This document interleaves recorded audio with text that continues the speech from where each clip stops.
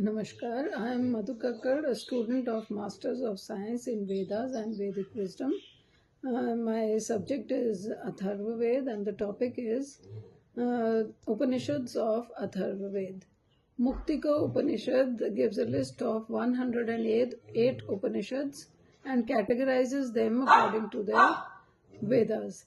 There are 10 Upanishads related to Rig Ved, 19 to the Shukla Yajurved, 32 to the Krishna Yajurved, 16 related to the Samved, and 31 related to Atharva Ved. There's a list of 31 Upanishads of Atharva Ved, but by calculation there are 32. Out of these, 3 Upanishads have special significance. These are the Prashna Upanishad, Mundak Upanishad, and Mandukya Upanishad. First of all, we'll talk about Prashna Upanishad. This Upanishad belongs to the Papalad branch of the Atharva Ved. It is based on the questions asked to Maharishi Papalad by his students.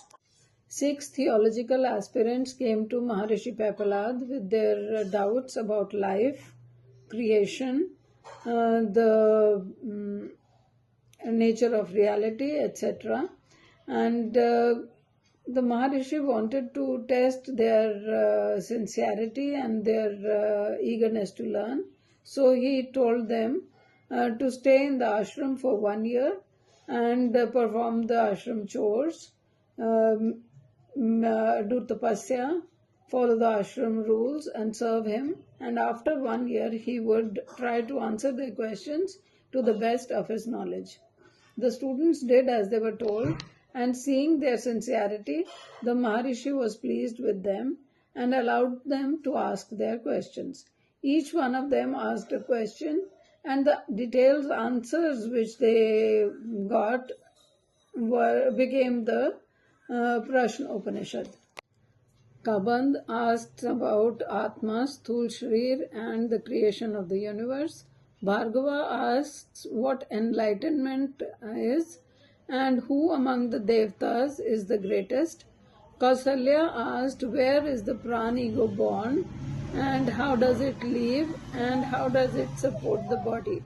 Gargya asks about Karan Sharir and which Devta organs witness the dream and whose happiness is it. And Satyakam wanted to know about Omkar Sadhana. The person who meditates on Om throughout his life, which world does he go to? Sukesha asks about Brahman, the Shodasha Purush. Where is this Purush located? So the answers which Maharishi Papalad gave to all these questions became this Upanishad. The second Upanishad is the Manduk Upanishad. It belongs to the Shanakya branch of the Atharva Ved. It is one of the earlier main Upanishads and is one of the most translated. In Muktika, it is at number 5 in the list of 108 Upanishads.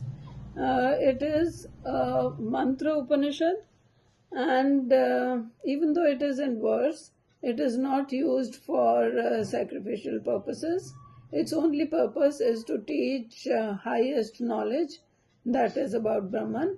And knowledge of Brahman can be obtained only through the teachings of the Upanishads, not through worship or through sacrifices. Each mantra of this Upanishad has a very beautiful style, lucid meter, serious wordings, and lofty feelings. So it becomes a joy to read these mantras. This Upanishad has 3 chapters with each chapter divided into 2 sections. The word Mundak is derived from the root mund, which means to shave the head. So it means that a person who understands the teaching of the Upanishad is shaved or liberated from ignorance and making errors. This Upanishad clearly explains the difference between the higher knowledge of the Supreme Brahman and the lower knowledge of the empirical world.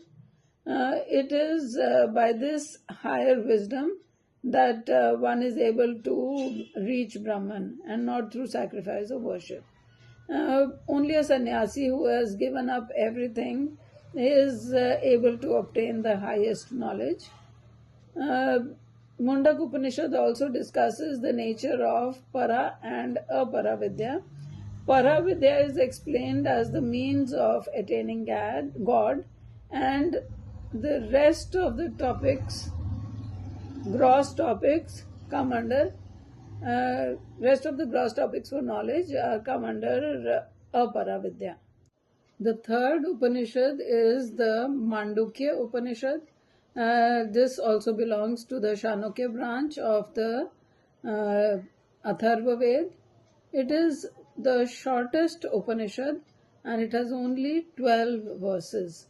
And in these verses, it talks about the celestial word for Hindus, Om. Muktika gives this Upanishad the highest marks.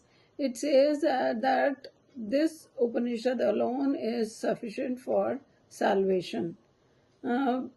Mandukya is a strange word. Its root word means a frog. But this Upanishad is attributed to sage Manduk, who was the son of Manduki.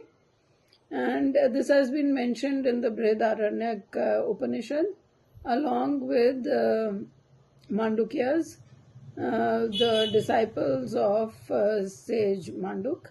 And Mandukyas also appear in the Bhagavad Puran, and they are said to be the receivers of a branch of the Rig Ved from Indra. So there is reason to believe that this Upanishad is connected to a great seer. This Upanishad is very important because it digs deep into the most auspicious word for the Hindus, Om. Om is made up of 3 letters or 3 mantras, A, U, and M. A stands for the state of wakefulness that we experience through our sense organs and our mind.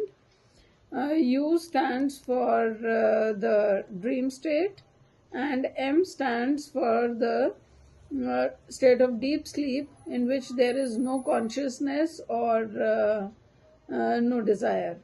The fourth state is the Turiya Avastha, which is above all these, and it is the unseen, unnameable, and unthinkable state. This fourth state corresponds to silence. Thank you.